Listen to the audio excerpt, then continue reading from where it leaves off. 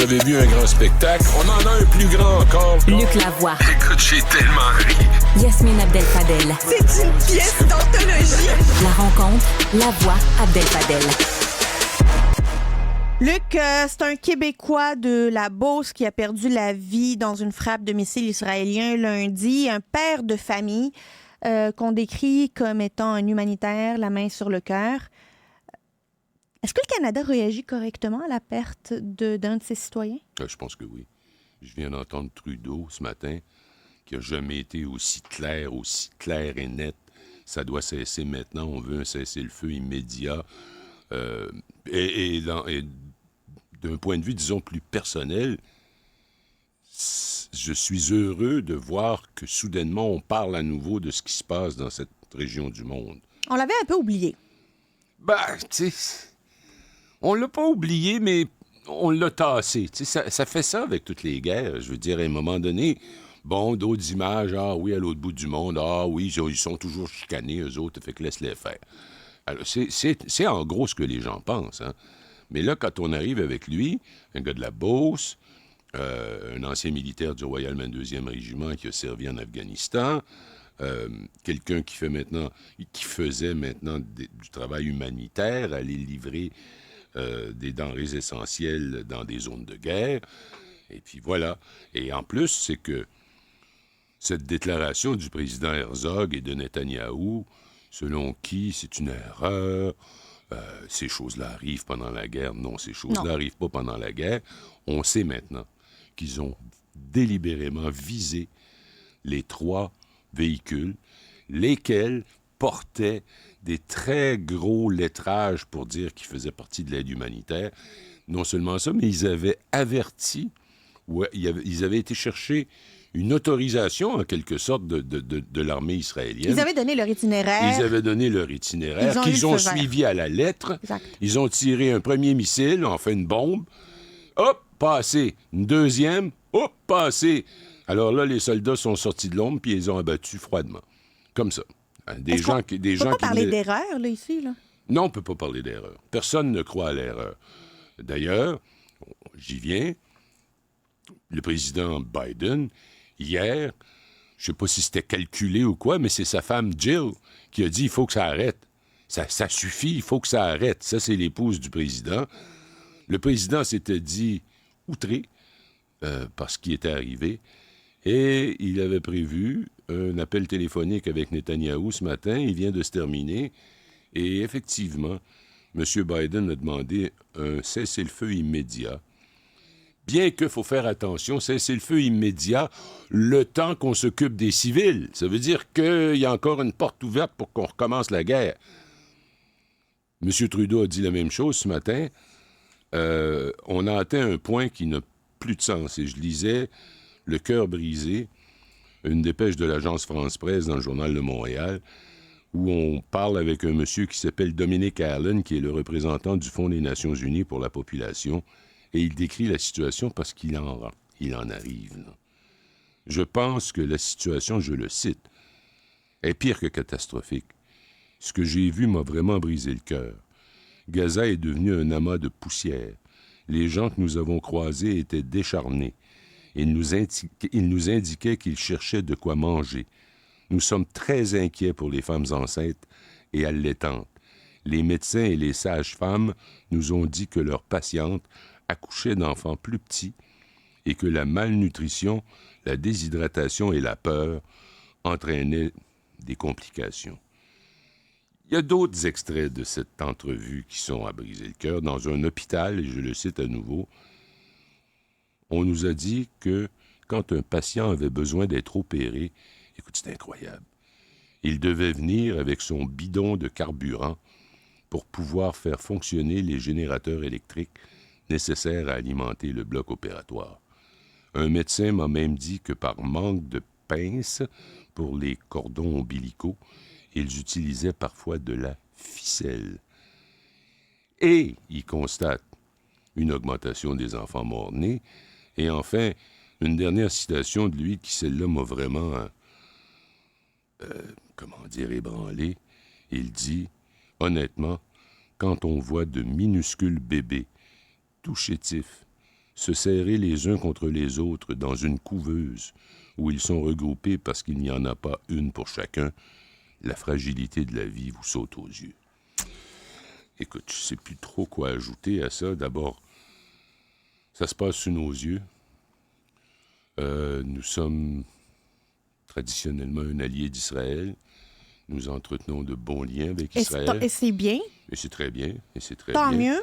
mieux. Nous ne sommes pas... Parce que tu sais que dans tout ça, surtout en Europe, il y a des tas de choses qui ne se disent pas parce qu'on a peur de se faire accuser d'être antisémite. C'est vrai, là, Oui. chez les leaders politiques, hommes ou femmes, on marche sur des œufs à cause de l'Holocauste. Et j'imagine que c'est normal. Bien sûr. Sauf qu'ils sont en train de provoquer un Holocauste sur Gaza qui est absolument... J'ai jamais vu ça. Je te le dis, là, j'ai jamais vu ça. Je pense qu'on... Mais imagine si ce n'était pas un allié qui faisait ça. Imagine si la Russie faisait les mêmes exactions à Gaza. Comment réagiraient les Occidentaux? Ben, regarde la guerre entre la Russie et l'Ukraine. Est-ce qu'on en parle beaucoup? Il y a 2 ans, quand ça a commencé, là, toi et moi, on fait l'émission Le Bilan, puis l'émission Oui. L'Ajoute. C'était tous les jours. Tous les jours. Tous les jours pendant des mois. Puis soudainement, un peu moins. Puis un peu moins. Et là, on est au point où les gens vont dire « Ah, il y a encore une guerre entre l'Ukraine et la Russie. Ah oui, laisse-les s'arranger avec leur trouble. » C'est ça qui est en train de devenir le monde. Le monde a cessé de dire « Soyons d'abord et avant tout des humains. Soyons d'abord et avant tout des gens respectueux de la vie. » Les enfants. 33 000 morts à Gaza, la majorité étant des femmes et des enfants. Quel est le but de ça? Pourquoi ça? Et j'écoutais une entrevue en arrivant ici où on racontait comment, contrairement à ce qu'on peut penser, il y a beaucoup d'Israéliens qui souhaitent les laisser crever de faim et qui, quand ils voient les camions d'aide humanitaire, sont prêts à les détruire simplement parce qu'ils veulent se débarrasser de ces gens-là. N'oublions pas que le ministre de la Défense, c'est pas n'importe qui, a dit au tout début que c'était des animaux humains. Mais ce ne sont pas des animaux. Ce sont des humains. À l'heure actuelle, il y a 176 travailleurs humanitaires qui ont été tués. Sur les 176, aux surprises, il y en a 160 qui sont palestiniens.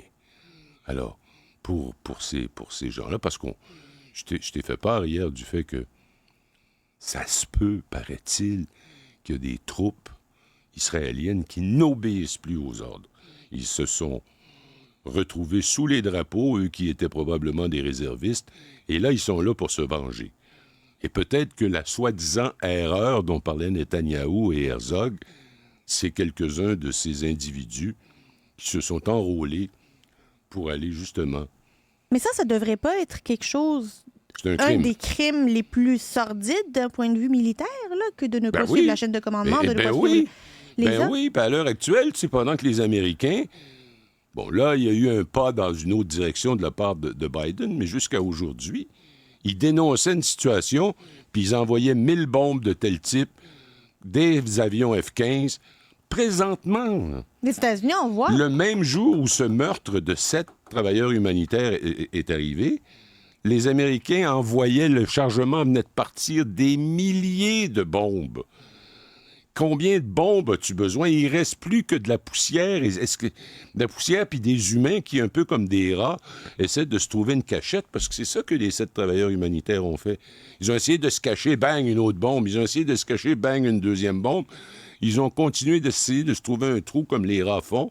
Ils ont descendu à bout portant avec des carabines. C'est des générations de jeunes traumatisés qui sont en train d'être élevés à Gaza. Ben, ils sont surtout en train de bâtir une génération qui va vouloir la peau d'Israël jusqu'à la fin de sa vie, à la fin de leur vie. Et c'est pas drôle. Et c'est pas acceptable.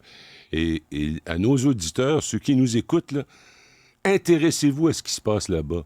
Prenez le téléphone et appelez votre député, peu importe son parti. Demandez à votre député de faire des motions à la Chambre des communes. Faisons quelque chose. On ne peut pas faire grand-chose. On n'est pas une grande puissance militaire. On ne fournit plus d'armement à Israël depuis déjà un certain temps. Mais On est une grande démocratie. On est un pays du G7. N'hésitez pas à prendre le téléphone ou à prendre votre courriel, écrire, parler à votre député, ministre, les autres. On ne peut plus tolérer ça. Ma fierté d'être Canadien repose en bonne partie sur le fait que nous n'acceptons pas ce genre de choses. Et c'est le temps, je félicite le premier ministre Trudeau d'avoir pris la position qu'il a prise ce matin, et c'est le temps que tous les Canadiens, tous les Québécois disent « ça suffit ». Pas en notre nom. On ne tue pas des enfants au nom de... On ne massacre pas des humains, puis on ne tue pas des enfants, puis des femmes qui viennent d'accoucher. C'est pas possible. Moi, écoute, j'ai peine à retenir mes larmes quand je vois ça. Alors, ne traitons pas cette situation-là comme « Ah oui, ils se tapent sur la gueule depuis toujours, ils continuent de se taper sur la gueule, qui s'arrangent entre eux. » Non, on est rendu à quelque chose de beaucoup, beaucoup pire. Pire que la fameuse Nakba de 1948, quand Israël a été créé, puis qu'ils ont décidé de chasser les Palestiniens au bout du fusil. Cette fois-ci, ils n'ont pas chassé au bout du fusil, ils les assassinent un par derrière l'autre.